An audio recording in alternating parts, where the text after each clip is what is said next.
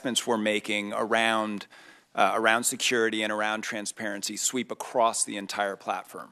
So, for example, the learning that we gained from the 2016 election and from our expansive investigation into it now informs the automated tools that we use to detect and remove fake accounts from anywhere.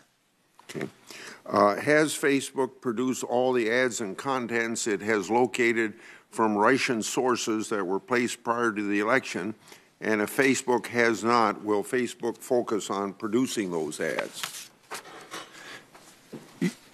Yes, Senator. We have identified everything. We've produced everything that we've identified that is the product of what we call coordinated inauthentic activity from Facebook, and we are continuing to investigate, and we commit to keep the committee up to date on any further progress in our investigation. And so that would include all ads placed from Russian sources?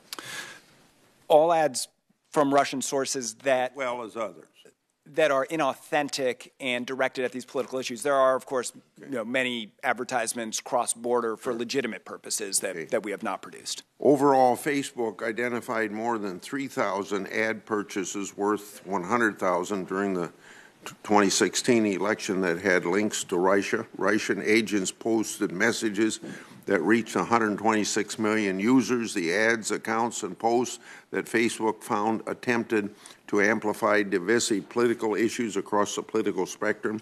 Twitter identified around 200 accounts linked to Russian groups identified by Facebook. Russia Today, or RT, as it's sometimes called, spent approximately $274,000 targeting U.S. markets. 2016, Russian agents published more than 131,000 messages on Twitter. Google found tens of thousands of ads buys by Russian accounts that use YouTube or Google.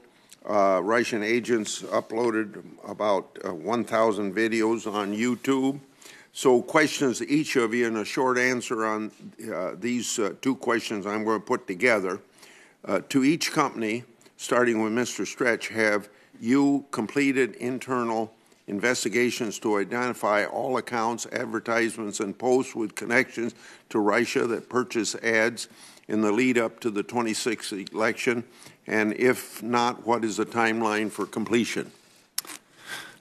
Senator, as I stated in my testimony, the investigation continues, and we expect to keep the committee up to date on any further discoveries.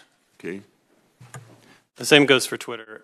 We are continuing to work with your staff on both, our relevant period was September 1st and November 15th. We're working with your staff on other investigations you'd like to see. And for Google, the answer is similar. As our investigation continues, we'll keep the committee up to date. Okay. And then one that I would like to have you write in, give me answers in writing. Could you provide an update on what your internal investigations have found? Please be specific in regard to the number of accounts and total value of the advertisements. My time's up, Mr. Chair. Thanks, Mr. Chairman. Mr. Stretch, we know that Russian operatives built misleading pages like Black Matters US and United Muslims of America to attract Facebook users. They then exploited a powerful Facebook tool called Custom Audiences to track down those users and send them targeted messages. Can you explain who was targeted using Facebook's Custom Audiences tool? Thank you for the question, Senator. As a threshold matter, you're correct that much of the content we've seen is essentially imitative of social causes, very meaningful ones to many members of the community and the Facebook community, and it's what makes, I think, this content so vile, so upsetting, so cynical. Its attempt to exploit divisions in our society. In terms of the advertising tools that were used to promote these pages, that were masquerading, essentially. The advertising targeting that was used in the main was a combination of very broad geographic targeting. Most of the ads, about 75% of the corpus we've given you, was targeted to the United States as a whole. And about a quarter of the ads were targeted at a more granular level to states. And they were targeted to interest groups. So we have various what we call like-based or interest-based targeting that was apparently intended to attract people who were following the causes you've identified to subscribe to those pages. Thank you. And what have you done with the tool since? Thank you for the question. It's an important one for us because we do believe these tools are powerful, and yet we have a responsibility to make sure they're not used to inflame division. So what we're doing is making a number of changes to our ad targeting policies. We're tightening the restrictions on hate speech and ads generally. We're adding additional layers of review where people use potentially sensitive categories for targeting. And we're also limiting the ad content permissions so that where ads are directed at potentially divisive issues, we're trying to tighten our standards to make sure that they're not targeting individuals or communities. Thank you. I appreciate that. Mr. Salgado, why did Google give preferred status to Russia Today, a Russian propaganda arm on YouTube? There was a period of time where Russia Today qualified, really because of algorithms, to participate in an advertising program that opened up some inventory for them. It's objective standards around popularity and some other criteria to be able to participate in that program. Platforms or publishers like RT drop in and out of the program as things change, and that is the case with RT. They dropped out of the program. Well, why didn't you revoke RT's preferred status after the ICA came out in January 2017? It took you to September of 2017 to do it. The removal of RT from the program was actually a result of, as I understand it, is a result of some of the drop in viewership, not as a result of any action otherwise. So there was nothing about RT or its content that meant that it stayed in or stayed out. Okay. A quick one for Twitter. Twitter produced images from tweets that contained false voting information. Example, telling voters they could vote by sending a text message, all targeting likely Clinton voters just before the election. Twitter initially responded to complaints, saying Twitter had, quote, determined that it was not in violation of our rules. Twitter has said there was no obvious Russian origin. The posts were removed only after Twitter's CEO was directly notified by a Twitter user. That's the facts as I understand them. Why was this false content allowed to remain in place? My understanding is once we had user reports of the content, we began to remove it as illegal voter suppression. And the interesting thing about the text-to-vote tweets that we shared with your staff was there was a small amount of tweets relative to the size of the platform, but impressions of tweets calling out those things as fake were 8 times as large. We had 10 times the amount of retweets calling those things out as fake. Could you say that again? Impressions? I don't quite understand. Oh, thank you. Thank you. Great question. And so we're all on the same page. Impressions is a metric we use to determine whether or not a tweet has been in view on our product, so potentially seen by a user. But the interesting thing about the text-to-vote tweets were that we saw a complete counter-narrative around them, the Twitter community coming together and seizing on them to let everyone know that they were fake. But Twitter did action those tweets and remove them from the platform. Thank you. Thank you, Mr. Chairman. Thank you, Mr. Chairman. I'd like to ask some questions to get at metrics. So can we start with you, Mr. Edgett? For Twitter, can you walk us through how many accounts there are, how many users there are, how many are anonymous, how many are fake as a subset of both anonymous and purportedly real? So we have 330 million monthly active users that we just reported a couple of weeks ago. We track things internally like Say 330 million. daily active users, also look at things like impressions. We estimate that less than 5% of Twitter users are potentially false accounts or spam or automated. So less than 5%? Less than 5% overall. And can you distinguish between fake and automated? Because wouldn't there be accounts that real people would run, but for, you can imagine, business cycle purposes, where you'd have accounts that are automated but aren't fake? Right. So yeah, great. Thank you for letting me distinguish that. We look at whether or not an account is spam or automated based on whether it looks like there's a human behind it or not. We can't calculate in some instances whether someone is pretending to be someone that they're not. We have a pseudonymous policy that allows you to come on and create your own name. It doesn't have to be the one that you have. So in that instances, we can't track those metrics. And if you break down, though, in political Twitter, it sure looks like there are a whole bunch of people that have 5,000-ish users. They're following 5,000, and they've got 5,000. They're following 5,000, and they have 5,000 followers. And it looks like many of these accounts that are the sort of most laughably fake are self-referential, that they're retweeting back and forth at each other. When you evaluate impressions numbers, do you have some way of quantifying which impressions are likely inside the universe of the 95% that you think are real users? And is that how you prioritize, trying to figure out where the big problems are? We obviously prioritize automated activity. You saw that in the written testimony. It's a way for malicious actors to sort of get their voice out. So the instance that you discussed where it looks like there's just a lot of retweeting among a circle of followers. Some of that can be positive and natural if you have a number of friends that you're following and you're all interested in the same thing. Some of it can be malicious and automated. Our tools are getting better each day to determine what is malicious, what is automated, what's not actually real. We're able to see the distinction between how a real human tweets versus how a robot tweets. So we're working on redoubling our efforts on that regard.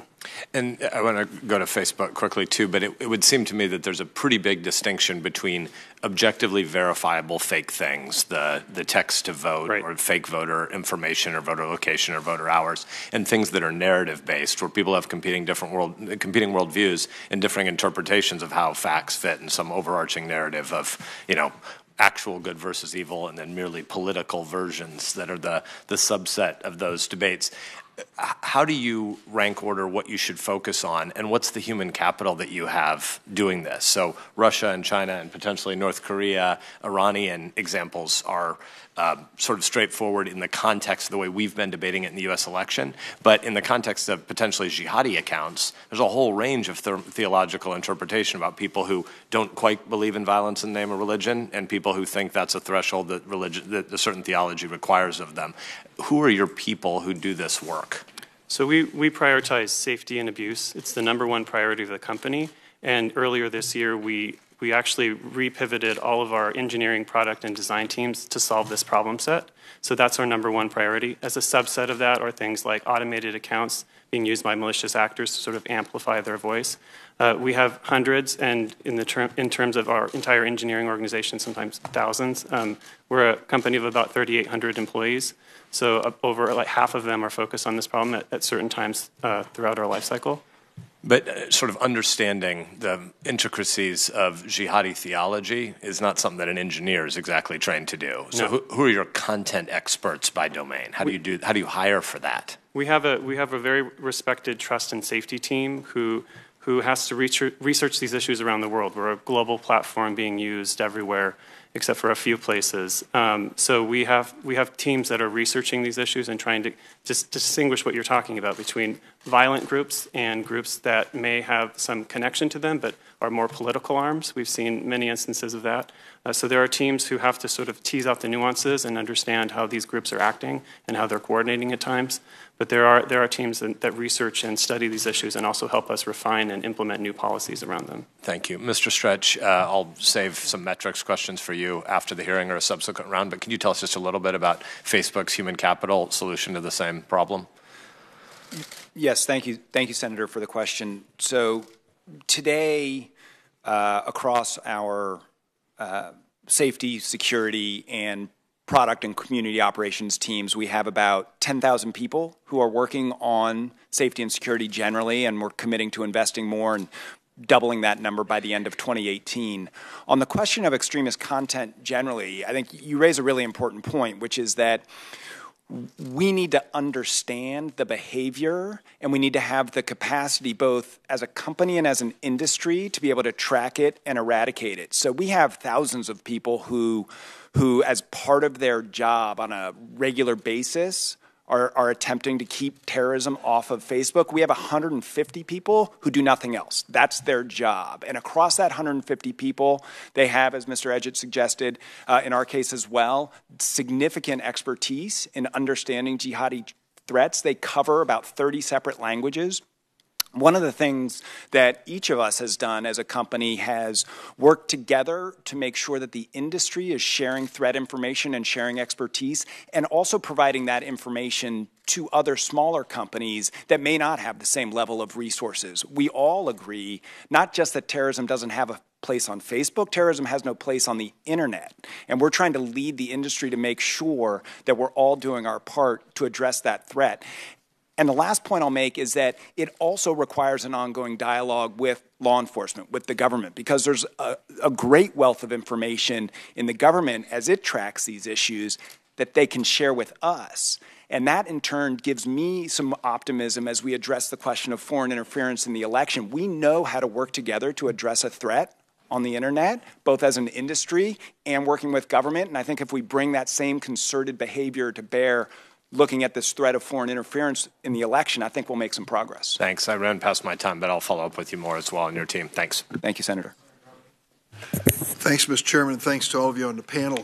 Mr. Stretch, last night, 19 major civil rights organizations sent a letter to Facebook which explained their, quote, deep concern regarding ads, pages, and hateful content on your platform used to divide our country, and in particular to promote anti-Muslim, anti-black, anti-immigrant, anti-LGBTQ animus.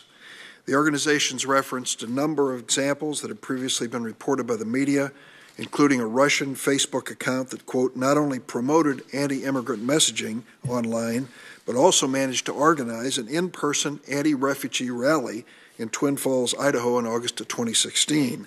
The letter also detailed a reported situation in which, quote, Facebook offered its expertise to a bigoted advocacy group by creating a case study testing different video formats and advising on how to enhance the reach of the group's anti-refugee campaign in swing states during the final weeks of the 2016 election. What is your response to this letter? Is it true that Facebook assisted in an anti-Muslim effort?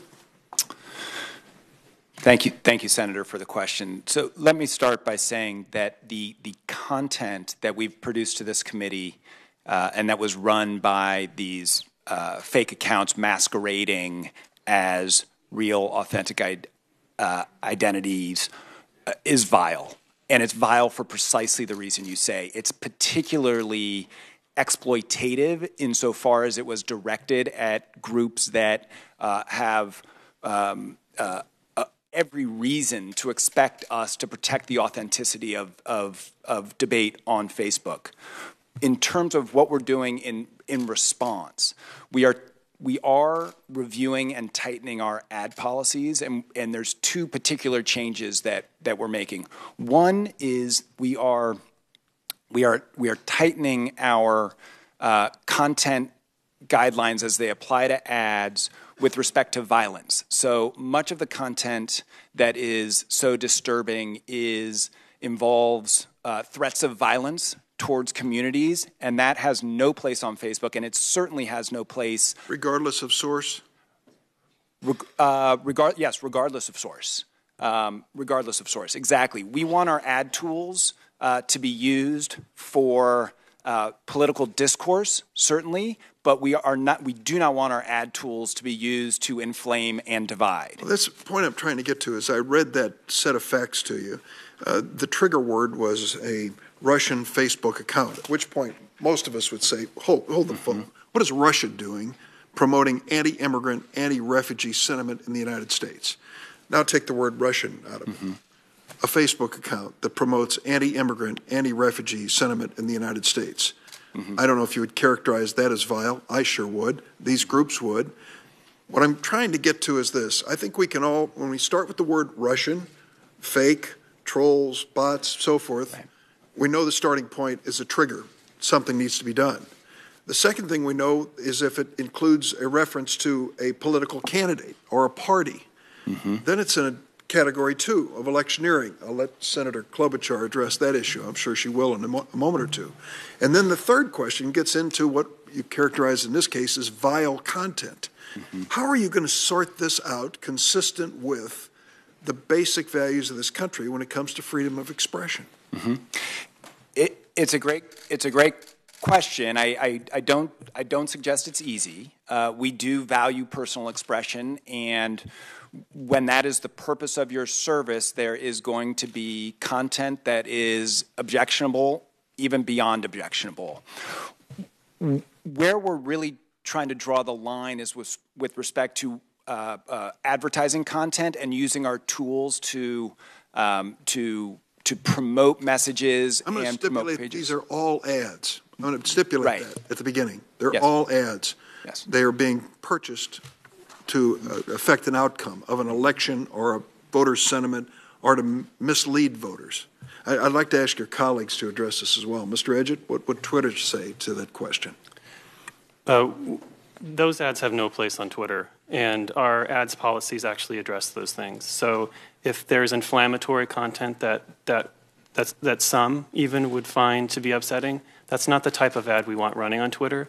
We distinguish between organic tweets, which are those that you or I or anyone here today can tweet from their phone or computer, from advertising. Advertising are tweets that are serving to someone who hasn't asked to follow the content, hasn't asked to be a part of that conversation. So we draw a very hard line on making sure advertisements are not inflammatory. I certainly commend you and endorse that, but agree with Senator Sass that when it comes to drawing those lines, it's a challenge for us, and we do it for a living. And I think it'll be a challenge for you as well. Mr. Salgado, would you like to comment on that? I agree that it's a real challenge. We have policies to keep our ads and the high quality, and the proposals we've made and that we'll be implementing around election ad transparency, I think, reflect that as well. Thank you, Mr. Chairman. Kennedy.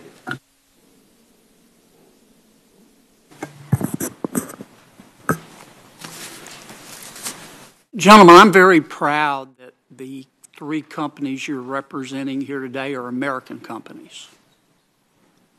And I think you do enormous good. But your power sometimes scares me. Mr. Stretch, how many advertisers does Facebook have?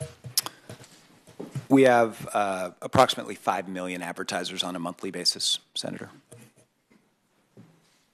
Did China run ads in the last election cycle that tried to impact our election? Not that I'm aware of, Senator. Not that you're aware of. Did Turkmenistan? No, Senator, not that I'm aware of. We have. How about North Korea? Turn that off. I'm not aware of other foreign actors running the same sort of campaign. How could you be aware?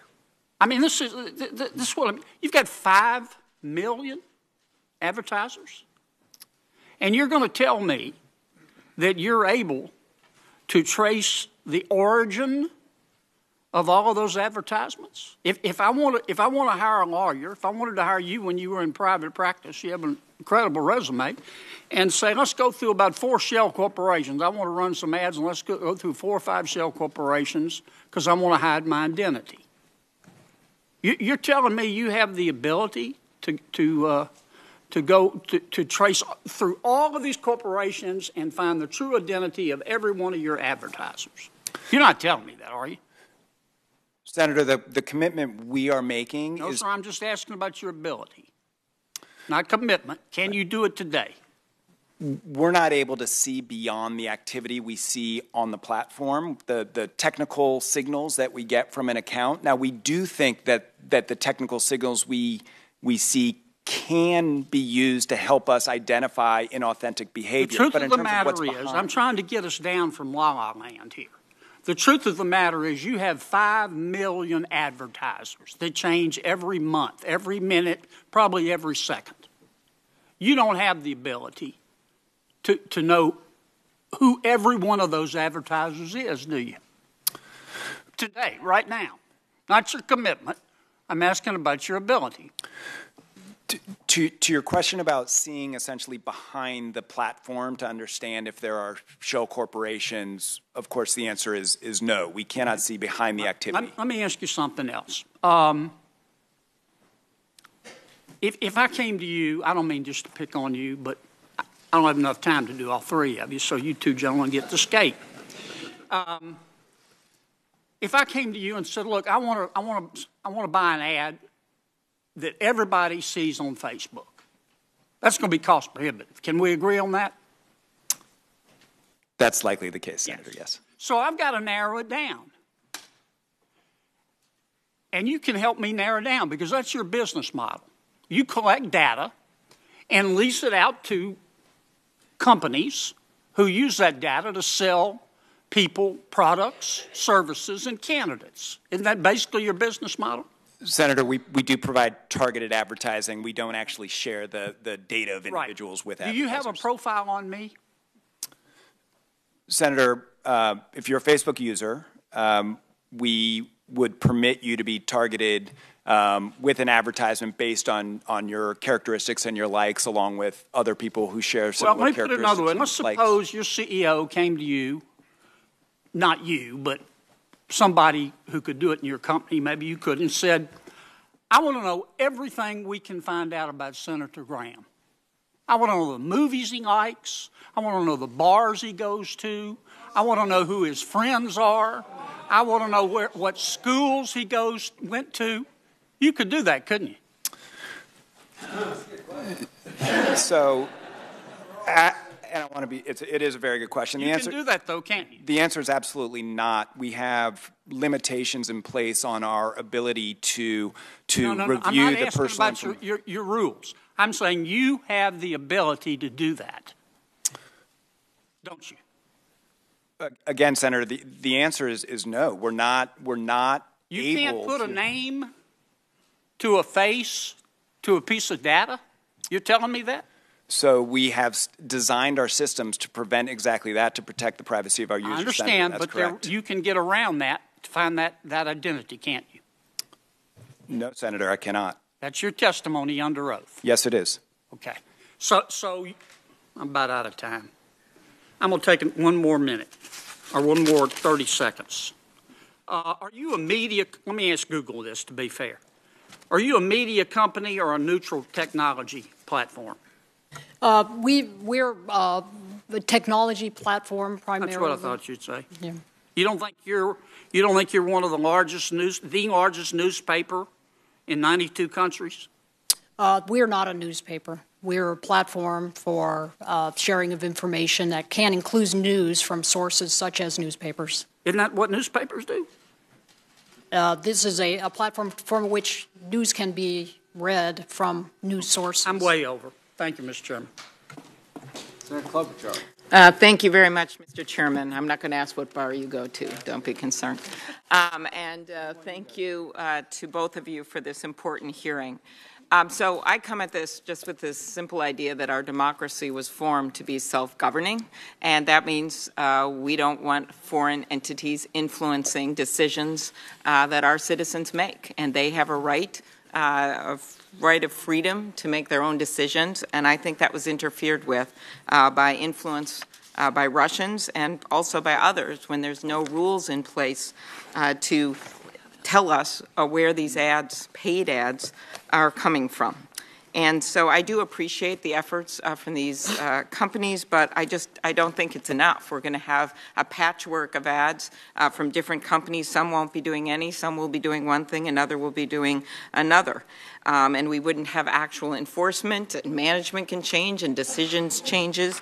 And so that's why I think it's very important that we have the same rules of the road for these issue ads as well as candidate ads that we have for TV, radio, and print. It's that simple, and that is the bill that Senator Warner and I have, and that Senator McCain is our co-sponsor, and we're very pleased with that, and he looks at this as a national security issue. So my first question is simply, will you support our bill? Mr. Stretch. Thank you, Senator, for the question. So first, we're not waiting for legislation, as I explained earlier. Just if you could just answer that, if you will support our bill, and if not, why not? Well, we've drawn on much of what's in the bill that to inform our announcement on Friday related to ads transparency and disclosure obligations, and we stand ready to work with you and your co-sponsors on that legislation going forward. Mr. Edgett from Twitter. The same goes for Twitter. Yeah, we certainly support the goals of the legislation and would like to work through the nuances to make it work for all of us. Okay, because just to clarify, while you are taking responsibility for a lot of what's happened here and trying to make some changes, there wouldn't be an outside enforcer of any of your policies, right? It'll just be you. Is that true? Is that? Not you personally, but your companies. Okay. Can someone answer? Sorry. That's correct. Okay. And also, no one has said yet that they will include issue ads, right? And that is what we've just heard from Mr. Stretch. 90% of the Russian paid political ads were issue ads. And as you know, somehow the radio station in Thief River Falls, Minnesota, is able to figure out what an issue ad is under the federal guidelines. And I would just hope that your companies could do that, because the way our election system works is that campaigns are able to see each other's ads, and also the journalists and the public are able to see the ads. So that has been a stumbling block so far. And so is this a problem that you're not going to be able to figure out those rules like TV broadcast and radio? And I'm just trying to understand that. So as we announced last week, SU ads are sort of a 2.0 or next version for us, and something that we're thinking hard about how to operationalize and what rules to put around it, and to determine what is an issue ad on a platform like ours versus what's an ad unrelated to an election. So we're thinking hard about that. We don't have anything to announce today, but we're hoping to announce something soon. Okay. Mr. Stretch, anyone want to add anything on that? I just want to, we have had clarification on this. It's FCC clarification, encompasses political issues that are the subject of continuing controversy or discussion at the national level, national debt, defense. And we just haven't, people see ads all the time on energy, they see ads on immigration policy, on all kinds of things, and they're able to just simply, we see disclaimers of who's paying for them, and we know where they're running. And that's what we're trying to get at here, because as brilliant as your companies are, and they are incredibly brilliant, and they have employed so many people, we happen to believe that if you make these things public, which is the goals of your companies, is to share information, you're going to have other sets of eyes that are able to look at those ads. So I want you to look at it from that perspective. I had one question, Mr. Stretch, and that is I've appreciated that you guys put out there that the 126 million people had access to those Russian ads. And were those originally paid ads, and then they got shared and liked and went through the system? How did that work? Thank you, Senator. There's really two categories of content. There were ads, about 3,000 of them, that appeared. Are those the paid for by rubles ads?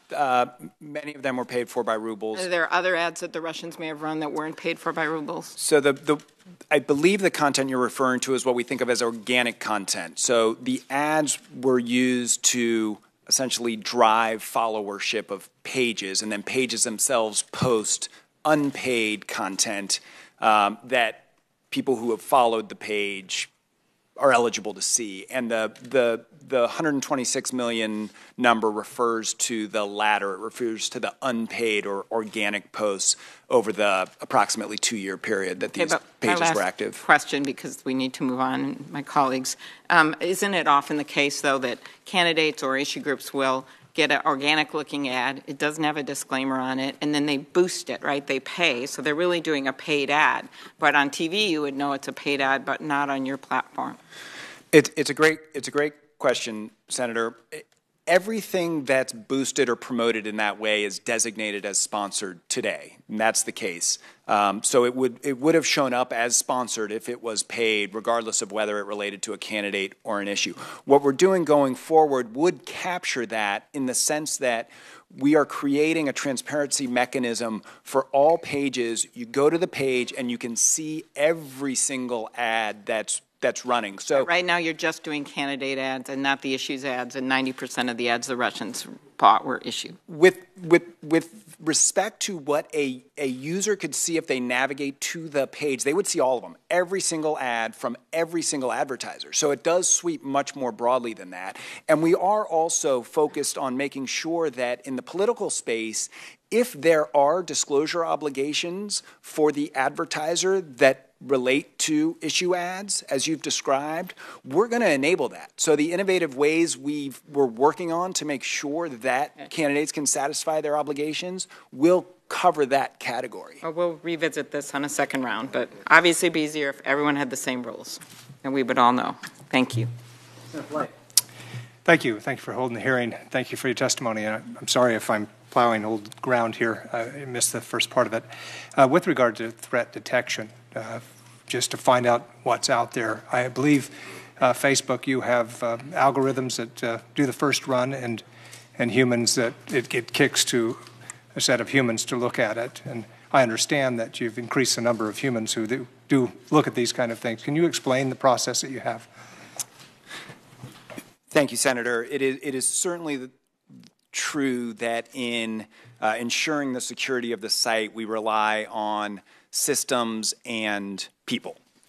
We have invested, and we are investing heavily on both fronts with respect to the sort of what I'll call the sort of particularized threat actors that are typically associated with nation states. That's a highly manual process. So we will, for example, have a threat indicator that we're tracking, and then if we see activity, that's really a highly intensive manual effort to police and try to understand the activity and essentially fan out from there. The systems are quite effective at identifying more, call it run-of-the-mine abusive behavior. So fake accounts that are springing up quickly with the purpose of spreading spam can be recognized by our systems, usually pretty readily and disabled without that sort of human intervention.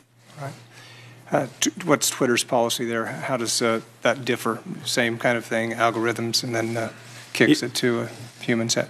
That's right. We're very focused on the behavior of the account and a lot of the signals we can see sort of behind the public-facing platform. So we look at activity, like Mr. Stretch said, that looks very apparent, not very opposite of what a natural person would be doing, signing up for a lot of accounts within seconds, you know, liking or retweeting a lot of things within seconds. And that's where we can identify a lot of this automated activity and take it off our platform. Mr. Salgado? The same is true. The desire is to move as much of this as we can because of the scale we operate at to machine learning. Over time, it gets smarter. We get new signals. We educate the automated portion of the process so that it's faster and higher quality. But we always have human review on the other side of it to handle the issues that are novel or where there's some gray area. Does it... Obviously, you've undertaken these means without, all three of you, without government telling you you have to do it. Is there a business model that says, let's take care of this?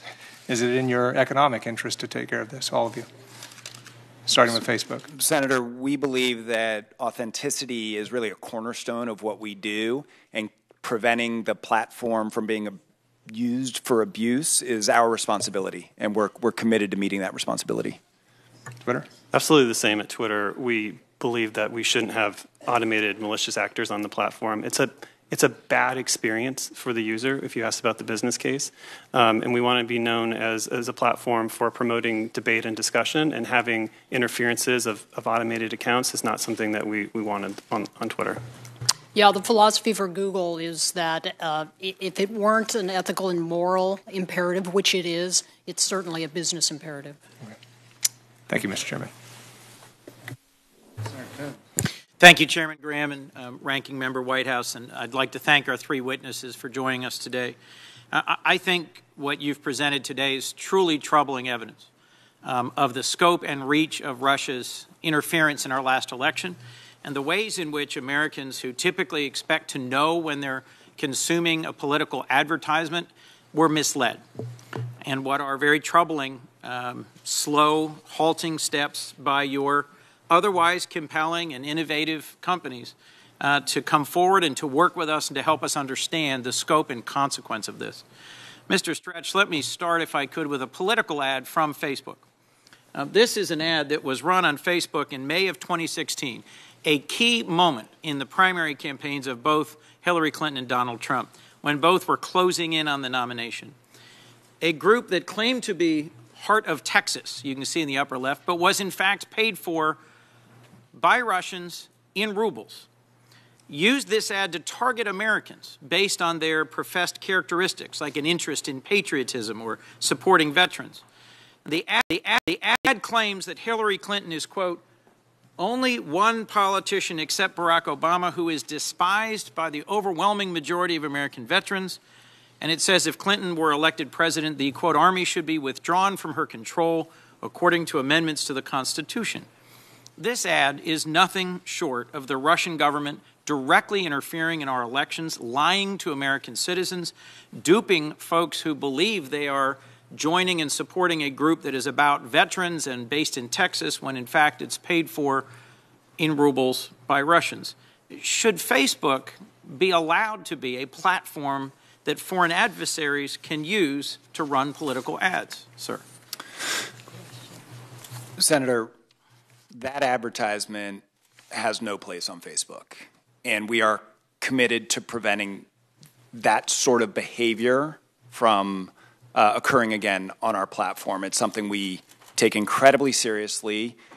I think you're right to surface it. It's upsetting. It makes me angry. It makes everybody who works at the company angry. When I said we are doubling our teams from 10,000 to 20,000 in order to address safety and security on Facebook, that's exactly the sort of thing I'm talking about. Mr. Stretch, thank you for that answer. Let me show you another example. There's been a lot of attention on ads, but I think we also ought to focus on events. Russians also used Facebook to make up and promote political events. A group called Being Patriotic, see the upper left, shared their event, a Miners for Trump rally, to users in Pennsylvania. But again, this political event was in fact a fraud, organized, funded, and supported by Russians. Russians trying to influence our election duped Americans in Pennsylvania into coming to an event that was nothing but a fake. Help me understand, if I might, Mr. Stretch. You've said that these things are vile and upsetting and cynical, and that you take responsibility for changing. Yet I'm concerned that we are now nearly a year after the election. 10 months after the election, September 6th, Facebook acknowledged $100,000 worth of ads were bought by a Russian company linked to the Kremlin, amounting to about 3,000 ads. But if I understand your testimony here today, it's that 80,000 posts by the Russian-linked Internet Research Agency were seen by 29 million Americans and may have reached an estimated 126 million people. Why has it taken Facebook 11 months to come forward and help us understand the scope of this problem, see it clearly for the problem it is, and begin to work in a responsible legislative way to address it when former President Obama cautioned your CEO literally 9 days after the election last November that this was a big problem and Facebook needed to come forward? Thank you, Senator. I appreciate the question. The one clarification: when President Obama and Mr. Zuckerberg met and spoke, they were speaking about fake news generally. There was no discussion of foreign interference. But I think your larger point around our efforts to investigate and understand what we now see as a sophisticated and systemic effort to interfere in the election is one I do want to address. We actually published a white paper in April of 2017 that detailed our findings to that point. When the Office of the Director of National Intelligence issued its assessment in January, we weren't sitting around. Our threat intelligence team, which I mentioned earlier, had been looking at what we could learn from the 2016 election, and on the basis of that assessment, which we saw in January, started looking hard at the question dissemination of disinformation on Facebook and identified a number of practices that we thought would be helpful for the industry to be aware of and for the public to be aware of. So we publicly issued that white paper in April. Now, as you roll the clock forward and we continued our investigation, we did further analysis and we did then discover the ads associated with the Internet Research Agency. And at that moment, we brought those advertisements and our learnings to Congress. We issued a public blog post telling the public what we had found, and we committed to continuing our investigation and continuing to commit to share what we learned with Congress. And I'd like to make one additional point, if I may. On that content that you've exhibited, what to me is so interesting about that is it reflects the sophistication, in my view, of what we're dealing with. So this is not just an online attack. This is an online attack that affects multiple companies, multiple platforms, and it's also paired to offline activity. This is a national security issue, and it's one that we are taking very seriously. I know my colleagues here are taking very seriously, and we do need to work together to make sure we understand the scope of the threat, and we need to continue to work with law enforcement to make sure we're sharing information and expertise to really address this thoroughly. I appreciate your response to my questions, and I'm grateful to Senators Graham and Whitehouse for today's hearing, to Senator Klobuchar for her leadership in putting forward legislation to try and tackle this significant challenge. But gentlemen, I wish we had the executives of your three companies before us today, and I look forward to hearing in more concrete ways the steps your organizations are taking to address these very real threats to our democracy. Thank you.